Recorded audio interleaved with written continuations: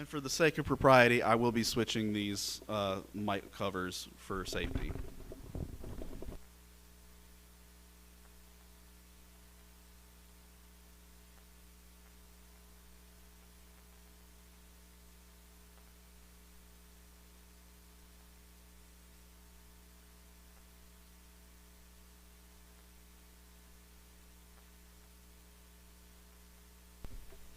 Good evening, everybody.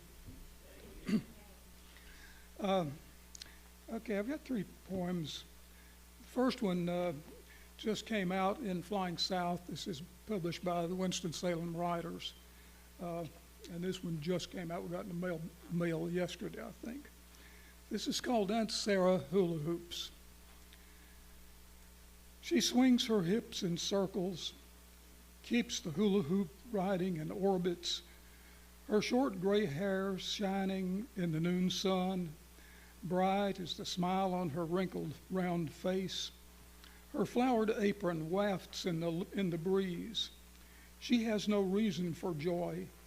Her father had beaten out her unborn passion child. She still cannot be bent unto his will on the crumb of land that he threw to her like a scrap from his laden tables. She laughs and sips the family bourbon, keeps the rhythm of life moving above the earth in which he lies.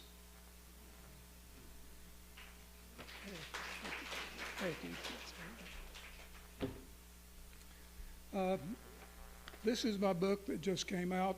It actually was published on the day that everything shut down in February of last year.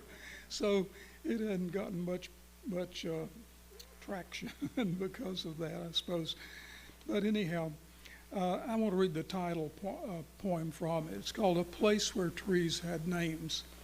We all know that trees have names. There are oaks and hickories and maples and things like that. But we named them different names. So this is a little bit about that. This has an epigraph. The waving of a pine tree on the top of a mountain, a magic wand in nature's hand. John Muir. The white pine towered over all others on the high ridge above the deep gash where coal trains snaked their way east. We called it High Baby. It stood at the pasture's edge where I could seek solace from hoeing corn, gathering trains, cast off coal, cutting firewood. Its girth too great to wrap my arms around. I used dead limbs for steps and handholds, climbing upward into the sky. From among the towering limbs, I could see my grandfather's farmhouse, where grandmother lay dying. I could see all of the valley, the grain fields, the small homes of farm factory uncles at their jobs miles from my view. I could see my mother snapping wrung clothes, hanging them on line like little flags of surrender. I could lean in a limb fork against High Baby's soothing trunk and see down the valley, the winding sycamore tree line marking the course of the North Fork River through time-quieted farmland. I could see ant cars and trucks crawling along the Highway 221